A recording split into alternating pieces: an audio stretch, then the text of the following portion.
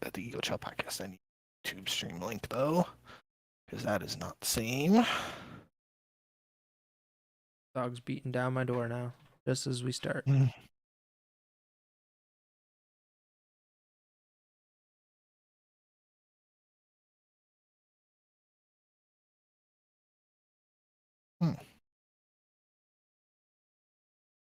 Is this actually live? Test.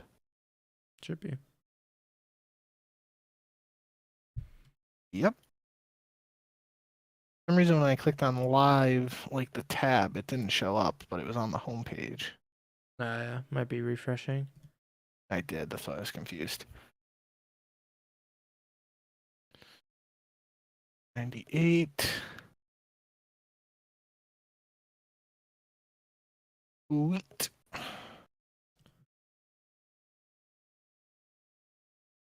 Send to the bros.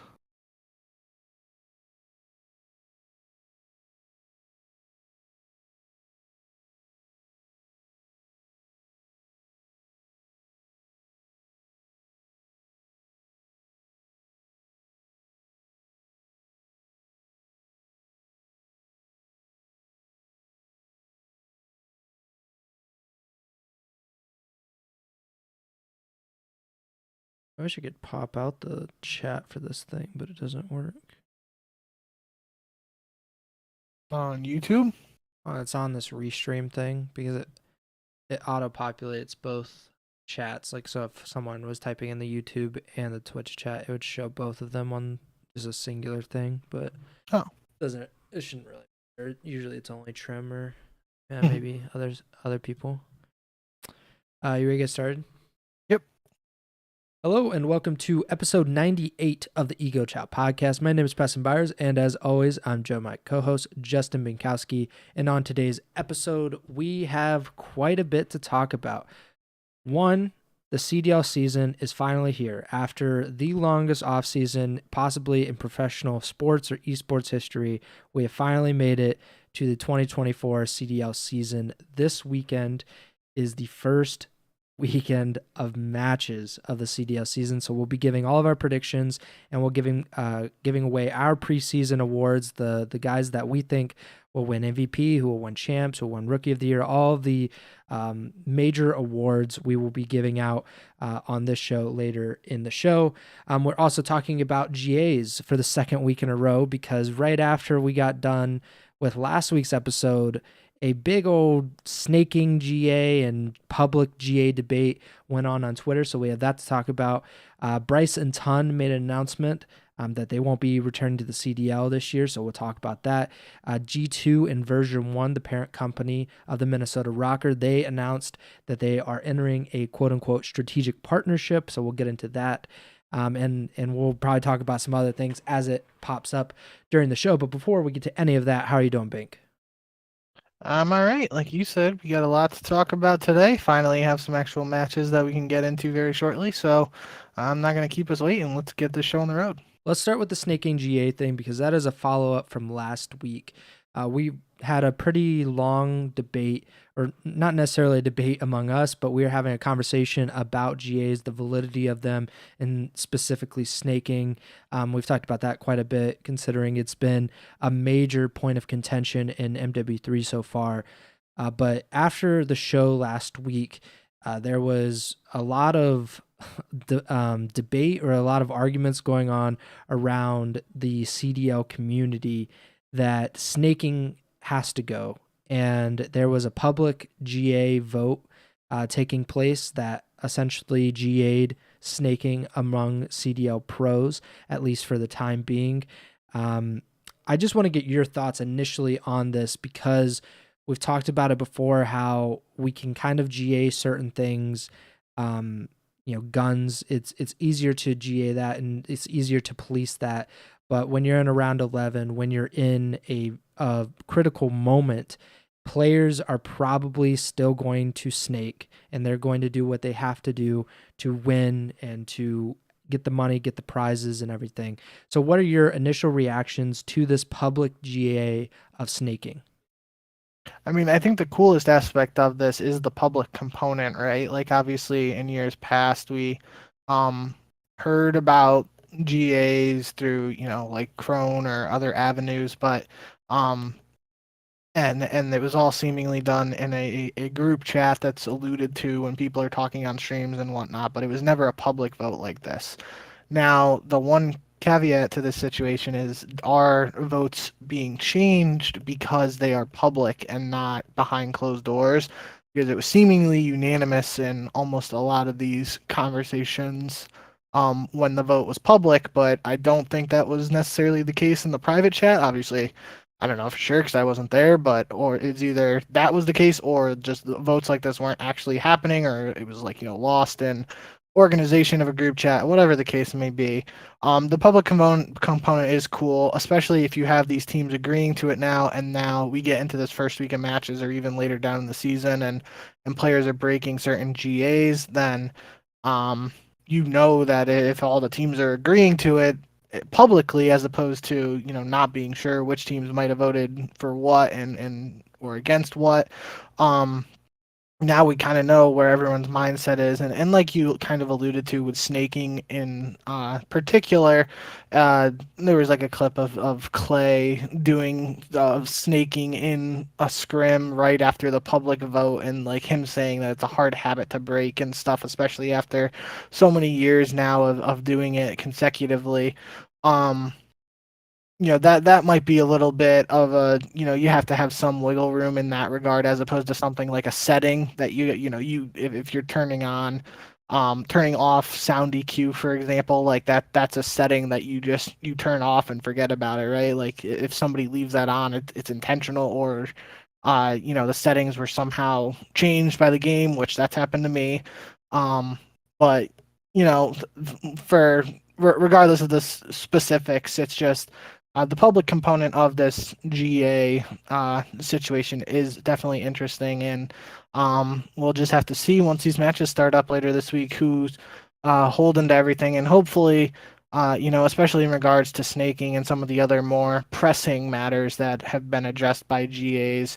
Hopefully, just the teams are keeping up their end of the bargain so that they produce the best product for fans at the end of the day, because not only are the GAs intended to make the game as competitive as possible and to uphold competitive integrity, but it's also to produce a solid product for fans. So um, that's at least in my eyes, that's at the end of the day, I really, in terms of GAs, I just want to see the best version of the game that we can get out of whatever product is handed down by Activision that year. So, in this case, hopefully, there aren't any major issues, and this first set of matches is clean, and we don't have any debates about, oh, somebody accidentally snaked twice here and that stuff, which I'm sure that'll inevitably happen at some points in the season, and might lead to some good conversation and banter. But there is also supposedly a nerf to snaking coming in the season 1 update to MW3 tomorrow.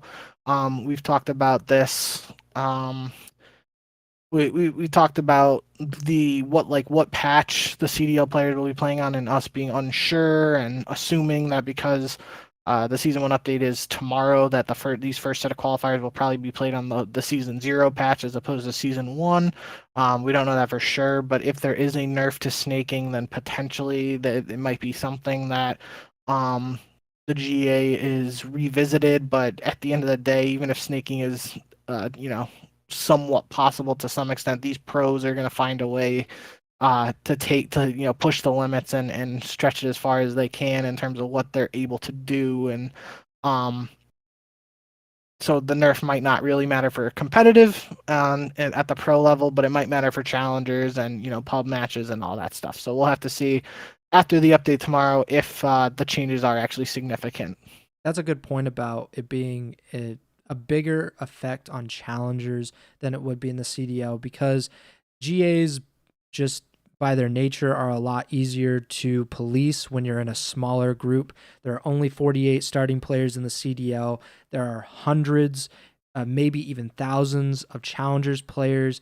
So it's almost impossible for these GAs to be in effect in the challenger scene, which is the sentiment that I saw among challengers players that I follow on Twitter, that it's cool and all to have these public GAs, like no snaking, no ATS, no sound EQ, but all of that is essentially legal, and it's a wild west in challengers. So there's nothing that these players can really do about it outside of the CDL, which is important to remember. I want to go over these GAs real quickly just to update the people on what is actually GA'd now according to these last round of public GAs. So all snipers are GA'd, which we talked about on maybe the last episode or 2 episodes ago, that we both wanted snipers in because that's kind of COD in its essence, especially in Search and Destroy. So all snipers are GA'd. Snaking is GA'd. ATS and single tap sprint GA'd. Loudness, equalization, or sound EQ GA'd. And then we have the existing GAs of pistol attachments, high grain ammo, muzzles that increase melee damage, the MTZ, the knife, which is the combat knife, and the karambit. ARs must use a red dot sight. So either the slate reflector or the Mark III reflector. The SAE kill streak is also GA'd, and then teams are maxed out at 2 trophies per team and 1 smoke in search per team. I know I threw that a lot of information right out there, but I think in general these GAs are a good thing. These are helping the community in some way. Whether they're followed or not is kind of up for debate. The things that will be followed, I'm sure, are like no MTZ, because that's just opening. Like if you use the MTZ, someone else on the other team is making an MTZ class between maps. Maybe during the map, someone is making their class right then and right there. Same with like high grain ammo. But something like snaking can be policed to a certain extent until it really matters. Sound EQ, no idea how that. I don't think it really matters on LAN. So the online matches, the qualifying matches, that's going to be more of an issue. But at the same time, we saw with what was it, Boston and Minnesota last season, that Boston essentially didn't want to agree to the sound EQ GA, so that was allowed. So there's a lot of things that can happen with these GAs, and I'm sure a lot will change as teams get into these official matches, into the and of course once we get to LAN, things might change there as well, and we might have some big patches coming up that can address some of these needs, and maybe the GAs won't be as necessary. But it's an important conversation that is being had, and it will probably be talked about quite a bit for the rest of the season, if I had to imagine. Next thing on the docket is Brice and Tunn. They announced this week that they will not be a part of the CDL talent lineup for this upcoming season. They said that they had been in communication with Activision, and they were eventually told later last week that they would not be re-signed, and they would not be a part of the broadcast crew this coming season, which I think is pretty crappy, that they were under the impression that they were always going to be coming back, that they were going to be part of the team for the season, and it did not happen. Your thoughts on one of the 3, maybe 4 broadcast teams not returning for the new season? Yeah, obviously, first and foremost, you want to wish Brice and Tunn the best in whatever they're able to do in the future. And, I don't think in their announcements, like they said, they're moving on or anything. Like we had Lando effectively retiring from casting earlier this year. I don't think that's the case with Brice and Tunn, but obviously whatever they decide to do, whether they're back in COD or not, wishing them the best. But that is, the bigger picture thing outside of, the circumstances regarding when they were told and how close to season they were told, is we're now less than we're 3 days away at the time of recording from the CDL 2024 season starting, and we are without 3 of the 8 casters that we had last year. So yeah, 'cause now it's Merc and Maven, who they haven't been doing online matches in 2 years now, I believe. Maybe it's only last year, but I feel like it's been two. Chance and Miles, obviously, and then it was Study and Lando and Brice and Tunn. There were some challengers people who would fill in occasionally for some of the online matches, but now we're very close to the official start of the season, and we don't know effectively half or close to half of the talent lineup for who's casting, and we don't even know where to watch the matches officially. So, running out of time for the CDL to give us that information, and don't know when it's going to come at this point. Yeah, it's a bad sign for the CDL in general, or COD Esports in general, when you don't have information that is crucial to building a fan base, to getting viewership, to just promoting your league in general. That is really disappointing and really concerning in general. With Brice and Tunn specifically, it is really, really messed up that it was, and they've done this before, that I think it was Maven had talked about how they had been negotiating their contracts like almost like a week or two before the start of last season or 2 seasons ago. And then they finally came to the agreement that they would only be doing majors and they wouldn't be doing any of the online matches. And that's just poor planning. That's just being disorganized, because if you compare it to professional sports, Joe Buck knows that he's going to be on Monday Night Football well before the season opener. It is not a debate about where he's going to be come the first week of September.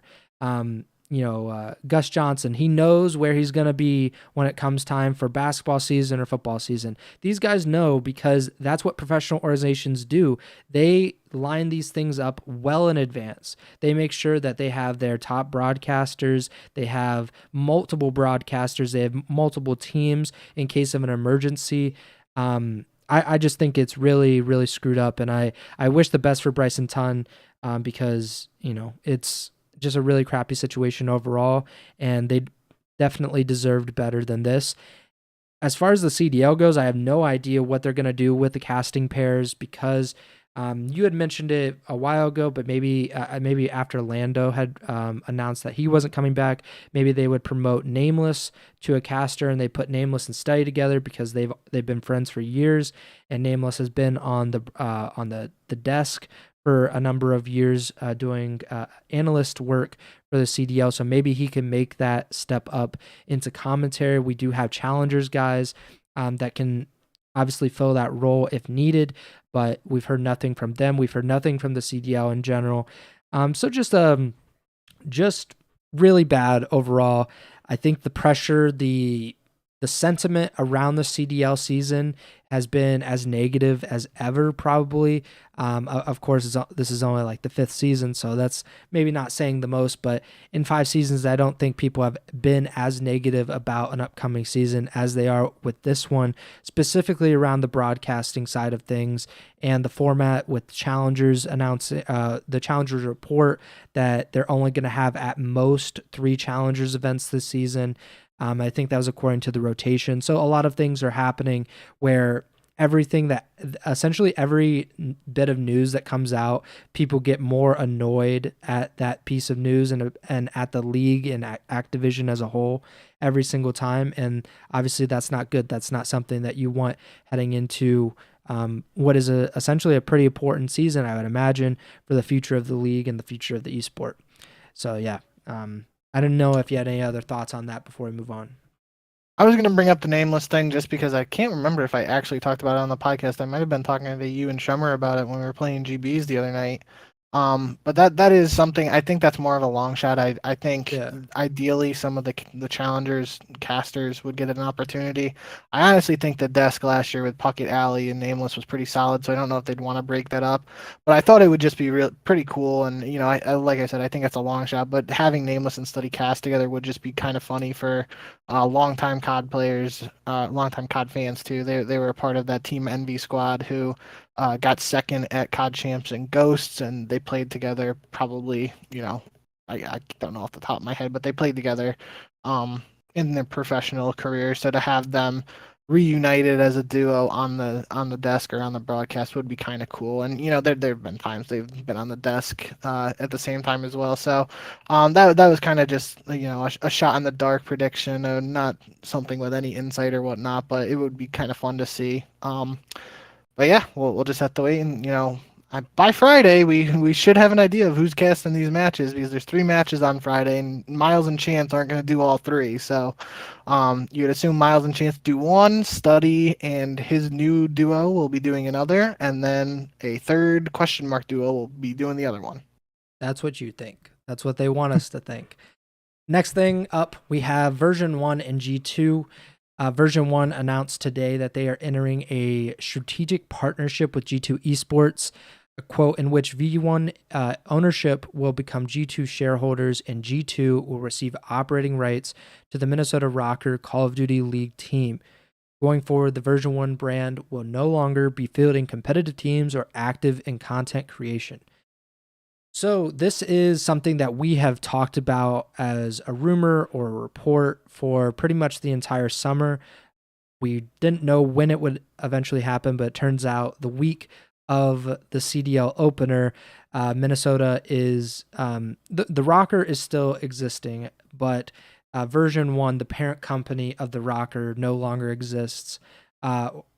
Essentially, that G2 Esports is now operating the Minnesota RØKKR, and the V1 ownership, as far as we know, has kind of bought into G2 and is now their shareholders in G2 Esports. I think it's an interesting move. It at the moment, it seems like the RØKKR brand will continue to exist, but as I said before we went live, I thought if this is indeed the final season of the CDL, which I fully expect it will be, as like this franchise league in this current format, I fully expect it to be the final season. That's just a feeling. But if it is, then if G2 is also committed to Call of Duty Esports even after the CDL, then G2 would be around for next season or whatever next year.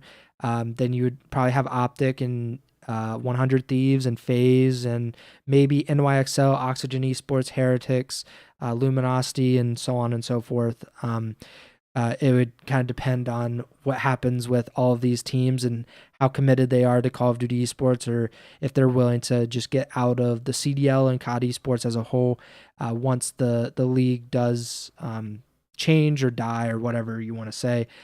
So any thoughts that you haven't given already on this Minnesota G2 stuff? Because we've talked about it, we've hinted at it for literally 4 or 5 months, pretty much since the end of the 2023 season. So do you have any the kind of final thoughts as we wrap up this Minnesota RØKKR version 1 saga? No, just the only thing was one of the original reports back in August on this potential merger. I believe the quote was from Barrett Diamond to Dexerto or to Jacob Hale. I don't remember if it was actually in the report or whatnot. But I'm already messing up where I was.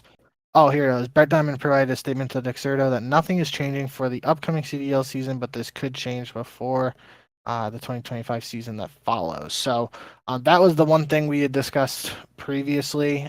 That second half of that sentence wasn't a quote, by the way, just the nothing is changing for the upcoming season. But regardless, that was the one thing we had discussed previously about this potential merger. And now that it's official, was that the Minnesota, for a team that wasn't really involved in Call of Duty before this CDL era, they really have done a good job with their brand and what they present on socials, and that team behind the scenes, and they have their home series and the watch parties and stuff like that. So it would have been kind of, at least in my eyes, would have been a little disappointing if this merger went through and it was just like Minnesota G2, for lack of a better example. If they just got rid of the RØKKR brand and completely disowned that with a merger. But glad it's sticking around for now. Obviously, we don't know what the future holds, but we are guaranteed at least one more season of the RØKKR brand. So that's the big takeaway from this merger in my eyes. And also, it is kind of cool to have G2 back in Call of Duty. They were briefly in Call of Duty during Black Ops 4. They actually were in IW too. Now I'm looking it up. I remember Chino's team, right? Spacely, Chino, Accuracy, and Legal. Um, and then their team that they tried to qualify for the CDL Pro League with was Blast, Chino, Decimate, Lacefield, and Methods. And I think they lost. I'm gonna look now before I say. I'm pretty sure if I remember correctly, they like lost a game 5, round 11 to Red Reserve, where I believe Rated had the Annihilator like one shot specialist pistol, and he got like multiple kills with it in the round 11. Um, that's not a qualification match. Where would it be? Yeah, it's There's in the losers bracket, Red beat G2 the round before a qualification match. So yeah, that must be what I'm remembering. yeah, they definitely had some bad luck with it. That both times that they've tried to kind of get involved and be a part of the COD community, they have picked up rosters that have fallen just short of what they've really needed to do. I think Liquid did the same thing in Black Ops 3. They tried to get into the CDL or in the CWL. I think it was with Merc and TP, if I'm not mistaken. And then things didn't go. I thought it was it not? I think it was Merc and Apathy. Maybe I'm getting my old Yeah, COD TP pros. TP would have been on Envy in Black Ops 3, I believe. Okay. I'm definitely getting these old COD pros mixed up in my old age. So it's Burns, Merc, Study, and Apathy was the Liquid BO3 roster, and they ended up not qualifying for the CWL. They ended up placing. So the qualification process was. So the teams that did qualify: Cloud9, H2K, which was Fears, Fizzerp, Legal, and Lacefield. The Dream Team, which was Diabolic, Sender, Chino, and Killa, and King Papey, which was Nelson, Johnny, Examples, and Royalty. So a lot of throwback names here. And CLG, Liquid, C9 Eclipse, which was DDoS, Silly, Swarley, and Assault's team, and TK did not qualify. Just a lot of throwback org names that just ended up failing to get into the CWL the first time, which was a very weird time in COD Esports. But getting back to what I was actually saying was the G2 stuff. G2, I think it would be interesting if they decide to stick around and really commit to COD Esports. If it's the CDL next year or it's something different, I would love for them to stick around and kind of stake their claim and try to be a part of the community for a long time. Same with all of these other esports organizations that are currently involved in the CDL. It would be cool if they would just stick around and kind of build up their brands. But we have a whole season to get through before we really get to any of that. So let's get into it, shall we? Do you want to start with the awards, or do you want to start with the qualifier pick'em? Awards. All right. So before we do our predictions for the week 1 matches, we're going to each give our predictions for these awards or these titles, essentially. So we're going to pick the champs winner. We're going to pick the season most valuable player, the season rookie of the year, our dark horses, which we're saying the team that we think actually could win the championship that is not the New York Subliners, Atlanta FaZe, Optic Texas, or the Toronto Ultra. And we are also making our prediction for which team will make the first roster change of the 2024 CDL season. So let's start at the bottom, actually. Which team do you think will be the first team to change up their roster, whether that be benching someone and then bringing someone up from their substitutes or signing a player to become a starter? Yeah, I kind of took the cop-out answer for this one, but I'm going Miami. I think that's the most logical answer simply because, for one, we don't officially know their starting lineup yet. There have been reports of Journey being benched or starting in challengers, and then reports of Eric Boom potentially starting in challengers now. So we don't even technically know their roster, but we do know they have a 5-man squad and they could be, interchanging players. So I feel like Miami is a safe bet simply because of that aspect of we know they have 5 players signed, and since we don't actually know their roster, it could be very easy for them to make a very quick change. Yeah, I went with Boston because they are the only other team to have an actual substitute on their roster.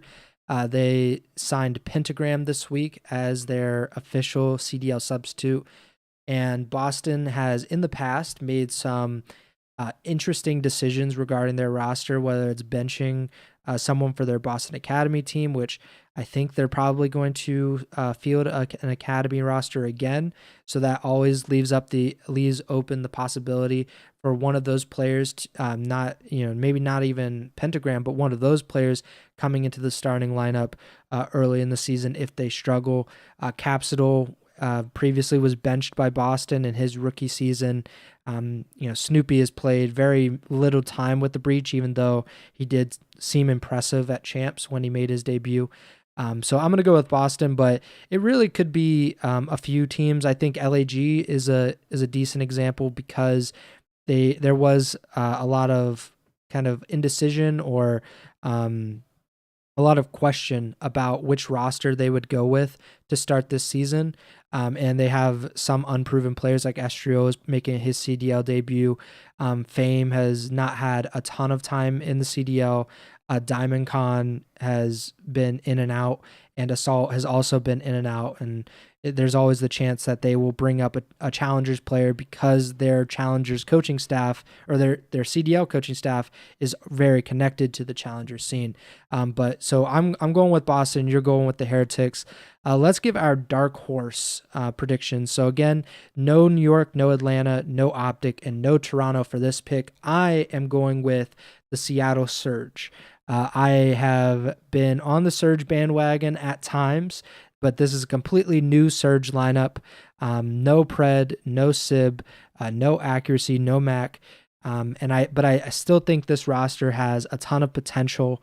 To remind people, Seattle Surge's new roster this season is Abuza, who will be making his CDL debut, Arcides, who's coming from LAG, Hook, who ended the season with Optic, and Illy, who ended the season on Optic's bench, and Rambo is their head coach. You got 3 world champions on this roster, and Abuza, who has been hyped up as one of the better Challengers players over the last few years. So I'm going to go with Seattle. Who are you picking as your dark horse champion? Going Carolina. We've talked about this Carolina squad multiple times over multiple episodes since the lineup was rumored and announced. I'm really excited about GodRx being back in the league, and you're a big fan of Clay. I'm a fan of Clay as well, and I got 2 rookies on that squad too. So I think there's some good potential here, and I feel like I haven't really watched too many of Clay's streams or the streams of scrims, but I feel like I've been seeing some decent results and like the screenshots and whatnot. So, not to solely base this on scrim results because that would be dumb, but regardless, I think Carolina has a shot of turning some heads, and I do think for a squad that was put together later in the offseason than some of these other teams that they have a decent shot to be a true dark horse and cause some chaos in the standings. Next one, Rookie of the Year. Last year was Scrap, and he was a pretty obvious pick for that award. There are a few rookies to start this season. Estrio is one. Purge is another for Vegas. A lot of the I don't know if all of the Heretics guys, I don't know if they're considering CW or CDL, but if Eric Boom were to come into the lineup, then he would be there. Linz has never played in the CDL before. But my pick is going to be Abuza, who, if Seattle does end up being a contender this year, which who knows, I think there's a lot of potential. Like I said, I think Abuza will be one of the best rookies, if not the best. And I think he probably has the best chance to kind of make a statement and be one of those impact rookies like we saw with Scrap last year, or even Hixie last year to a certain extent, or Ghosty as well. But there are a lot of options, but I'm going with Abuza. Who are you going with for Rookie of the Year? I'll take Snoopy. I like the concept. I think, when we were talking about Boston earlier in the offseason, I like the concept of Boston holding on to Snoopy and bringing in a veteran to kind of, show them the ropes and form the squad around them. We had talked about it potentially being Clay. Obviously, that's not what happened, and they landed on Slasher, who is another extremely talented veteran. And they also were able to get Priesta coming off a World Championship season with New York. So um, I like the potential that Boston has, and I think if Snoopy, just got that brief glimpse of him at Champs, but if he's able to, build on that and even learn from some of his veteran teammates now, that he has the potential to have a strong rookie campaign. I think we should mention it because Crone had tweeted it. The odds for Rookie of the Year to kind of get an idea of who are the favorites, at least according to Bet365. Rookie of the Year odds right now. So Snoopy is the odds-on favorite right now. So if you bet $10, you would make 25. Abuza is in second, Linz in third, Gwyn in fourth, Real in fifth, Purge in a pretty distant sixth, and in a very distant seventh, Estriel. So if you bet $10 on Estriel to win Rookie of the Year, you would make $510 if he won. So I mean, if you're a fan of very low kind of low risk, high reward, well, $10 might not be super low risk, but if you just want to throw $1 or $2 on Estriel to win Rookie of the Year, you could have the opportunity to make a lot of money. But I thought that should be mentioned just to kind of get a gauge of who are the favorites going into the first week of the CDL. The last two, MVP and the champions, the winners of the 2024 CDL championship. Let's go with MVP first, the season MVP, not champs MVP. I think we've had some really, really good players over the past few years. Shotzi was MVP. Simp won an MVP. I believe Beezy won as well. Celium won 2020, 2021, 22. And who won last? Celium won last year, right? So I'm missing 1 year of the CDL, if I'm not mistaken. Because 2020, 2021, 2022. And then 2023, we just got done with one. So I think Celium won the last season's MVP. The Celium won 2023. No, Hydra. Oh yeah, Hydra. Okay, so let's start from the top. Shotzi won in 2020, then Simp, I believe, won in 21, Celium in 22, and Hydra in 2023. Obviously, incredible players. All of them have really have a great chance at winning another MVP this year.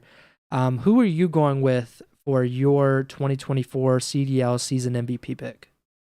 I'm going with Cell. You can do 2 phase up. I think, the narrative around snaking and everything, he's going to be out to prove some people wrong. Not like he needs any more added motivation because I think he's incredibly talented. And I also just think in the current meta, obviously things could change over the course of the season, but as of right now, which is when we're picking this MVP, it's a very AR favored meta. So, I think Celium's probably the best AR in the game. And if the AR is going to be dominant, then picking the best AR as the preseason MVP prediction only makes sense in my eyes. I am going to go with Pred. It's a tough pick because it's, this happens every year. We're essentially trying to predict which team is going to be very good and which player is going to be the best on that very good team. If you look at the winners of the MVPs over the years, no player has won the MVP on a team that did not finish at least in the top 3. I believe top 3 at the end of the regular season. Hydra was on a 3rd place team heading into champs last year. Of course, Simp and Celium were both on 1st place teams in the regular season. And Shotzi, when he won in 2020, he was on the 2nd place Dallas Empire. So if you're outside of the top 3, of course, this could change. There could be a 4th or 5th place player to do that, but we've seen it in professional sports that it's usually the best player on the best team, more cases than not. I think that'll probably continue. So I kind of have to eliminate most of the field because I don't think that they're going to be in that top 4 and probably not in that top 3. So that really narrows it down, and I think Optic is going to be really good this year. They have an incredible roster. It's hard to pick against a phase guy, but There's obviously the real chance that someone like Draza or someone like Abizi might win their first MVP, or maybe even Sib on New York. But I'm gonna go with Pred. I think he's gonna have another incredible season, kind of a bounce back year, more from a team perspective, because personally and individually he was very good last year for Seattle. But I think he's gonna take another step up and he'll win MVP this coming season. And the final pick that we have is for the CDL champions. Possibly, if my prediction is correct, it would be the final. At least this iteration of the CDL would be the last winners. The season 5 winners of champs. It's going to be difficult, but I'm going to go with FaZe. I've strayed away from them at times, and it's kind of bitten me from time to time. But they have an incredible roster. Maybe the best roster that they've had so far in the CDL. And that's saying something considering how dominant they were and how dominant in the regular season they've been throughout the entire CDL's existence. But I think FaZe is going to be the champions at the end of the season. Who are you going with? Yeah, I mean, if we were doing this, if we were playing this and allowing us to have the same answers, I would inevitably go with FaZe. But for the sake of the exercise and not having the same answers, I'm going to go with Toronto. Toronto was in the finals of champs last year, and they made a player swap to get Envoy in for Hixie.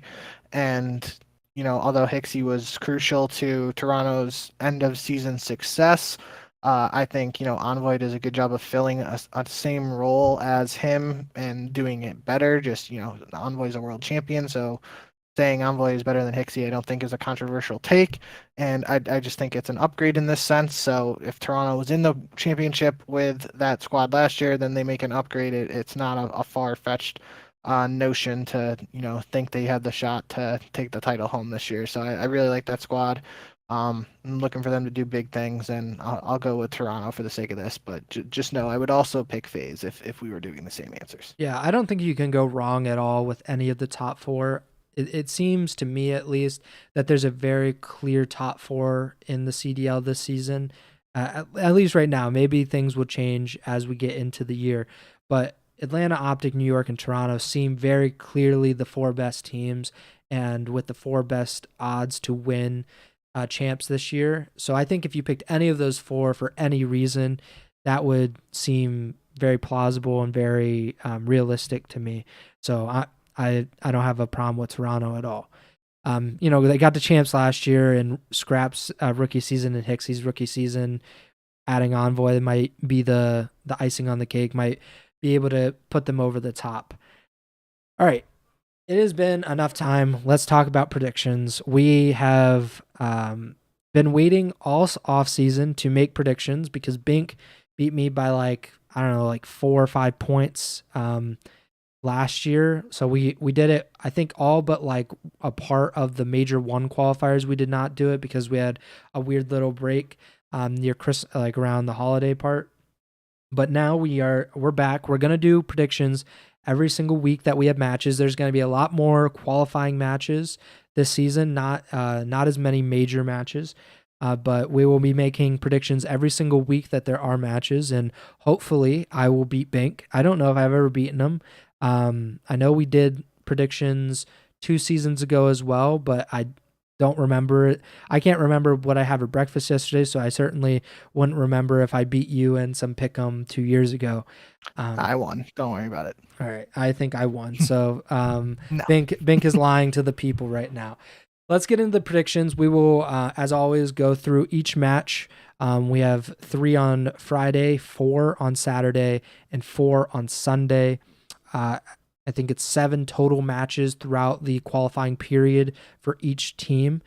So there's going to be quite a bit to predict, but this week we have these, I think 11 matches is my quick math.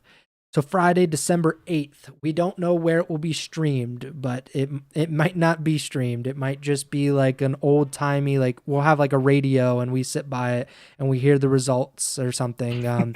But Friday, December 8th, we will have some matches in the CDL, the first of which will be the Atlanta FaZe versus the Boston Breach. I think we're probably going to lean toward the Atlanta FaZe. Are you agreeing with my FaZe pick?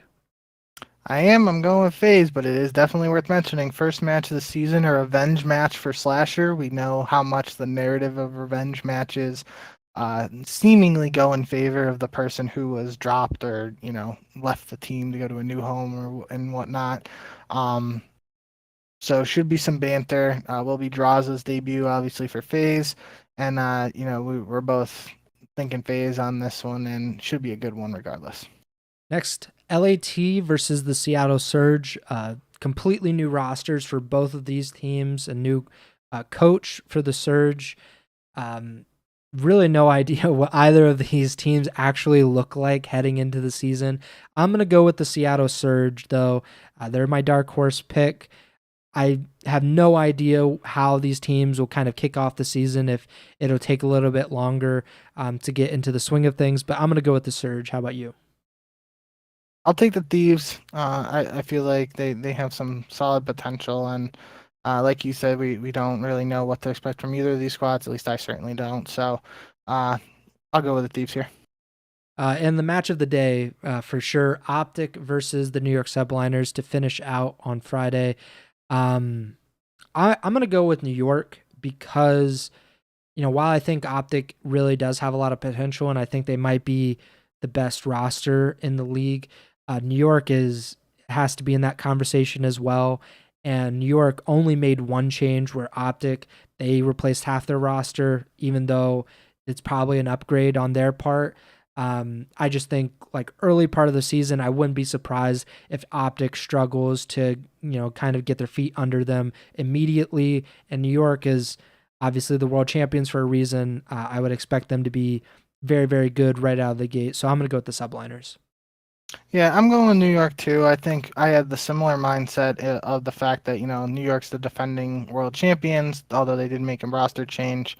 Can't really bet against them until we see more. So I'm thinking New York here. It is definitely worth mentioning, though, too. This is the first time we're going to see Pred versus Sid, since for their first 2 years in their CDL careers, they were on the same team. So that's definitely an interesting storyline to keep an eye on in this match, and could lead to some solid banter post game, too. So excited for that one, but I'm going to go with New York. Definitely think this is going to be a close one, though, and could go either way, 100%.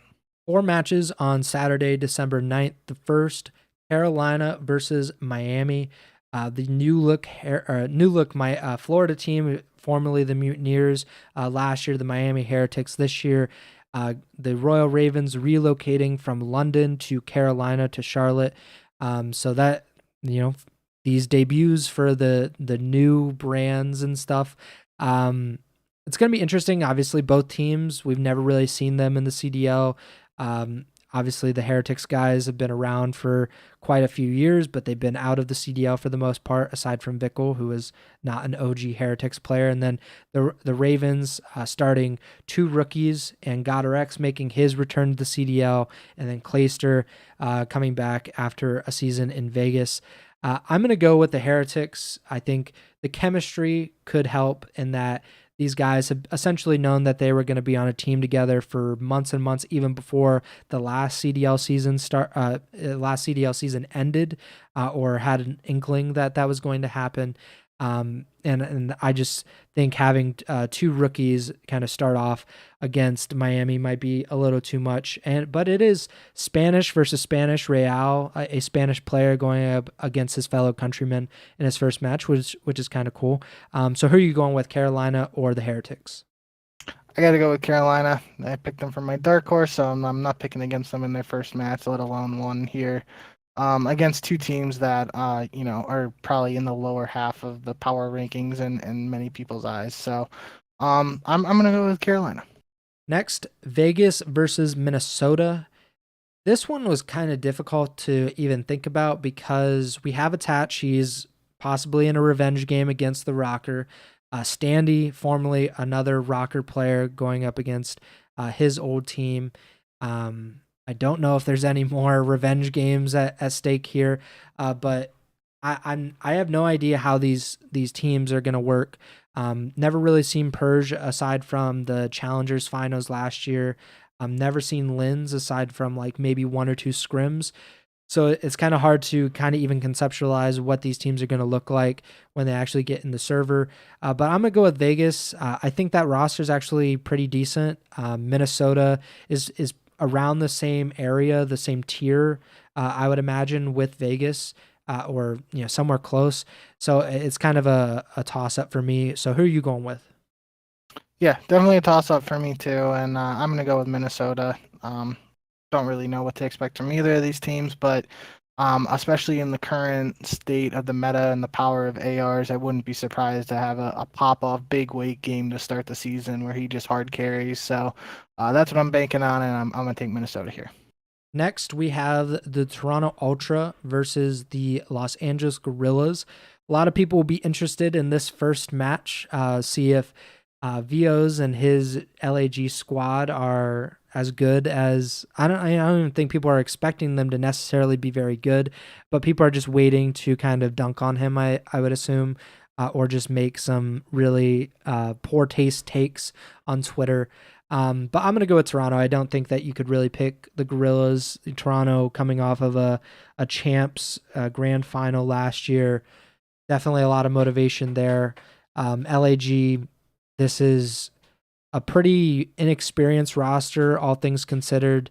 Some rookies. Estro's a rookie, and you have some guys that don't really have even more like. I think DiamondCon maybe has 1 year total experience in the CDL because he's kind of been up and down between rosters.